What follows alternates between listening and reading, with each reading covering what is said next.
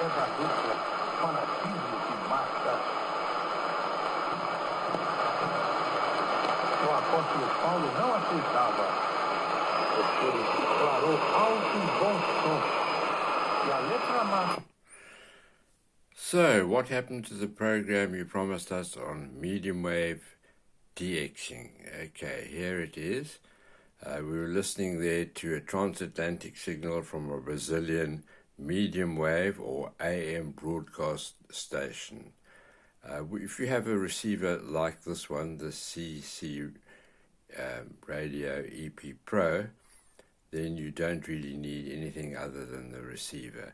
These receivers are top of the line, one of the best you can get for medium wave, and they definitely far surpass any of the other radios that you can use for medium wave. Not to say that they won't work and you won't pick up lots of stations on them, but this is one of the top of the line radios. This has the twin coil ferrite antenna, which you can peak up here. So besides rotating the radio to cut out any interference, like you normally do with a ferrite rod antenna in the radio, which runs this way, you also have a control on the side here that electronically will then pick up the signal. So that's also very useful. And then it has a wide and a narrow filter.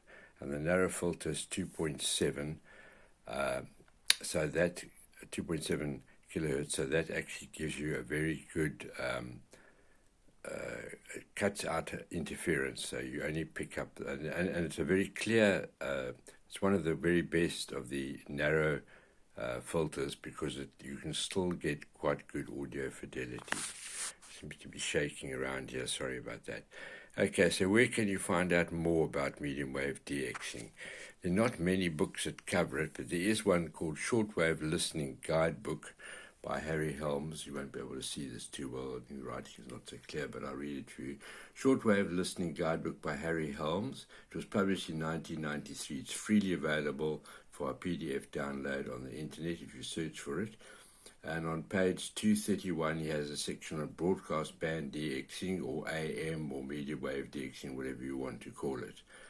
So he deals with a lot of the points on how you can go about it, the times of the year, times of the day, best for, especially if you're interested in transatlantic DX. Here where I live, at the bottom of Africa, the best times of the year are early spring and autumn, and for transatlantic DX. For general DX, you can do it most of the year round. You will pick up some stations, but particularly the best time really for distance is then autumn, early autumn and spring, and then that's the season, and then the time would be just before dawn, or sometimes you can pick up stations around about midnight as well. But I find that just before the sun comes up, about 15 to 20 minutes before the sun comes up, which is more or less the time now. Local time here is 5:35, and the sun comes up here just after about 6:30, I think it is. So we're a bit on the early side at the moment.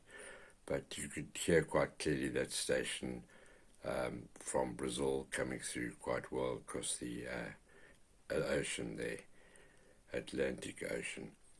Other ways you can boost your signal, if you have an ordinary portable radio, something like this DXing.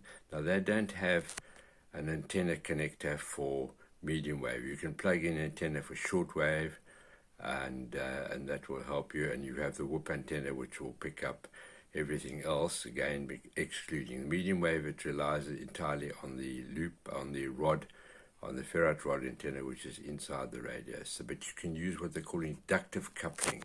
Here I have a coil of wire. It's about 5 turns diameter, probably about 4 or 5 inches in diameter. And then at the end of that I have a connector, which will take a normal 3.5 millimeter plug, which you use as a normal connector that you use for connecting to portable radios with antenna, and that you plug into there, and that goes into this particular box here. This thing is the antenna. Now, if you haven't got something like this, you can just use an external antenna, a normal L antenna or something like that, which as long as it's outside will certainly help to boost your signal. This is also a larger ferrite rod antenna inside a box. So that's the large diameter 200 millimeter ferrite rod antenna with a coil on it, and that has then a small capacitor which enables you to, a variable capacitor enables you to pick up the signal.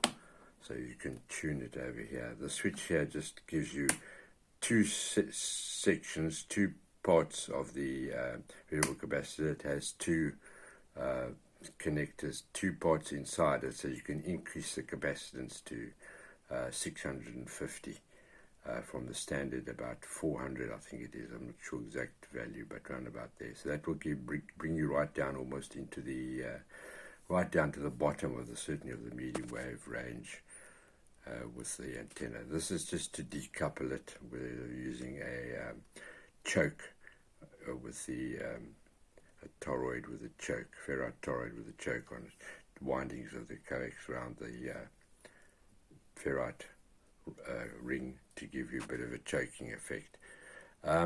So that's the other way that you can increase. Then also you get commercially, I don't have a commercial one here available, unfortunately. This is a loop antenna, rather a messy looking one and rather dusty because it's been in storage for some time because it's kind of large and bulky.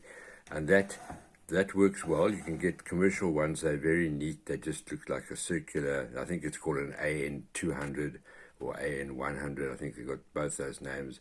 Some made by Texan and some made by other firms. They're all cribs of one another, but they're very neat and they look nice and they work extremely well. That work again by inductive coupling. This is just a variable capacitor in here which you pick up the signal with. That's connected to the loop, and you just simply bring this close to your radio and you turn your radio around until it couples, usually on the end of the radio like that, and then you pick it up here and that definitely will pick up your signal. So that's another way that you can increase your signal. Where I live down the bottom of Africa, you're not going to get too many medium wave stations. If you live in Europe or in North America or in Mexico, something like that, or South America even, there are lots of medium wave stations for you to pick up that are even on your own continent that are distant stations or DX stations. So it's an alternative to shortwave listening, DX, and you can have quite a lot of fun with it and pick up a lot of stations with it. So you don't have to think that medium wave is only for local listening. You can actually use it to go and do quite successful medium wave DXing. Okay, I hope that's of some interest. So there we go.